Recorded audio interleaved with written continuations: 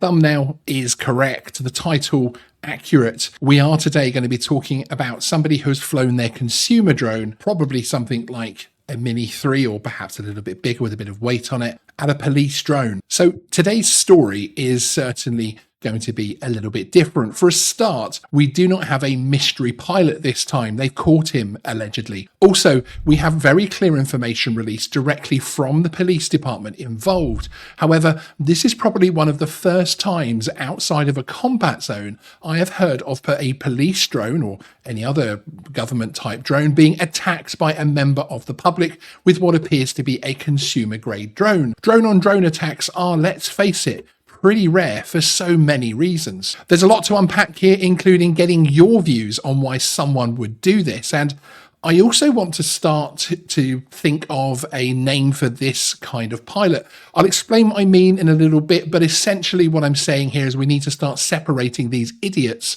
from responsible, safe recreational flyers, if that's at all possible, and we're talking about, of course, in the press. So for the story, we need to head over to the Audrain County Sheriff's Office Facebook page. I'm sure I've butchered the name of the town or city there, but it's in Missouri. On a recent post, they described the situation where a local man aged 40 was transported to jail and booked for attempted first-degree property damage, which is a felony, and obstructing government operations. At the time of press, he remains in county jail pending formal charges and release decision from the court system. The Sheriff's Office explains that on November 7th, 2023, during the late night hours, members of the Sheriff's Office were assigned to the city of Vandalia for patrol while a scheduled citywide power outage was taking place. So essentially here what we're talking about is the police were essentially being lent to a neighbouring town, particularly probably because they have the drone capabilities, so they can keep an eye on things during a power outage. There's going to be all sorts of issues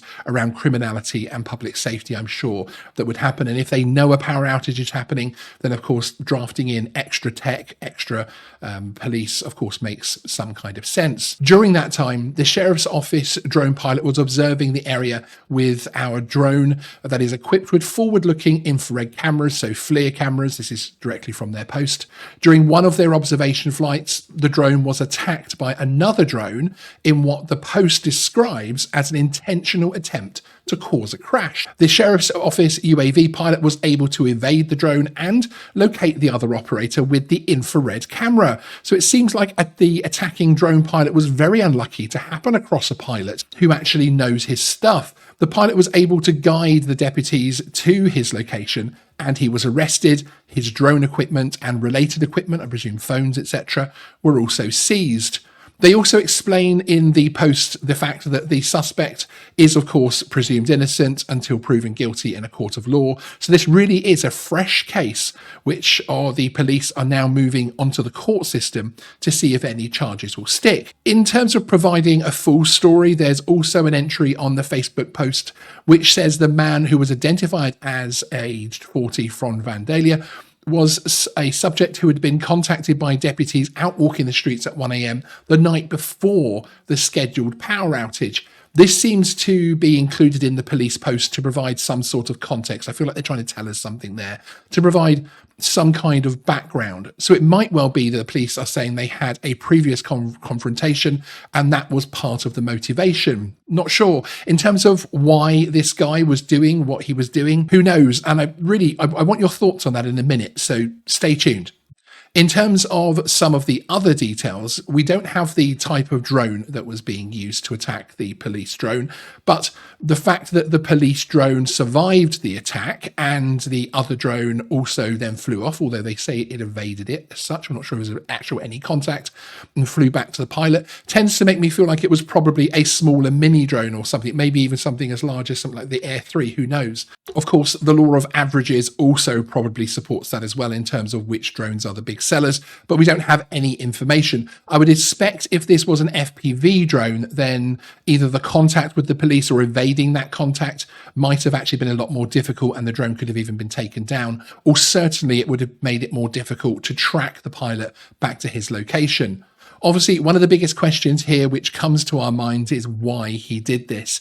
It sounds like there is some context in terms of the previous night's interaction, perhaps, with law enforcement. could be, but that is, of course, pure speculation. It would be very interesting to find out why, although, of course, that does not diminish the idiocy of the drone pilot's actions. What are your thoughts in terms of why he might have actually done this? Let me know in the comments below. It's an interesting one, isn't it? In terms of impact of how this might be seen in regulation terms, I really don't think there would be any kind of impact whatsoever. This is an idiot, I say it again, flying a drone clearly against any kind of rule and regulation. There is no kind of rule or regs that would have stopped this from happening. So I would not see any kind of impact in terms of consumer pilots, recreational pilots from this kind of story. In terms of how he was caught, I think this is certainly an interesting one. The post from the police states that the sheriff's office drone was able to evade the drone attack initially and then locate the operator using their infrared camera, the FLIR camera. The pilot was able to guide deputies to his precise location and he was arrested and equipment seized, etc. So the situation was contained very quickly and the suspect, the pilot, apprehended and placed into the legal system pretty quickly. With any of these kind of stories, we have to bring up the potential implications that remote ID might have. No doubt this kind of incident would be used as a reason to show why we need remote ID. However, on-the-spot police work and the police drone pilot seemingly knowing his equipment very well actually led to the suspect being caught very quickly. I don't really see any real advantage that remote ID might have had in the heat of the moment, as it were. Although, of course, the investigation afterwards probably would have benefited, and if the individual was stupid enough to register the drone against himself with remote ID details, and this was a heat of the moment incident, so he hadn't planned it beforehand, so perhaps it was correctly registered, then I'm sure remote ID would have played its part. But in my opinion, that would be more to do with the investigation and follow-up prosecution rather than actually stopping the incident from happening, improving the safety in any way, shape or form, or in fact assisting officers on the ground. Perhaps in a couple of years, once remote ID is very much the norm, it would be more of a tool used in the heat of the moment again, as police could open up their phones and trace the individual. Although, of course, we have to bear in mind that the more normalized the use of remote ID becomes, then also the awareness and avoidance of remote ID by criminals, including any anti-tracking tactics, will become commonplace too. Now, I'm also aware that there will be people watching this video who are not from the drone world. There will be people watching this who are from aviation more widely, perhaps, or even people who have just happened across this video because you live in the area or this kind of video topic attracts you. So it is worth mentioning that genuine recreational pilots, genuine hobbyist users of drones are sick and tired of this kind of incident. Sadly, as drones become more readily available, easier to fly and cheaper, this kind of incident becomes more commonplace. The individual flying the drone is not representative of your average recreational flyer. I think sometimes the hobby can be characterized negatively due to this kind of situation, especially as many openly comment and campaign against new and tougher regulations. Certainly, the vast majority of those who would call themselves a drone hobbyist, if any of us call ourselves that, be that camera drone or FPV, would not support this kind of use of a drone and would in fact probably openly condemn it. I certainly would. I also feel like we need a new term, and I mentioned this earlier in the video. One thing to make clear first of all is that I do not like labeling people. I particularly dislike terms like Karen, which I think actually helps to support trolls and bullies more than they help the scenario they are attempting to describe. Any kind of benefit or purpose to society is lost, frankly. However, these kind of drone pilots are often reported in the press as recreational or hobbyist pilots.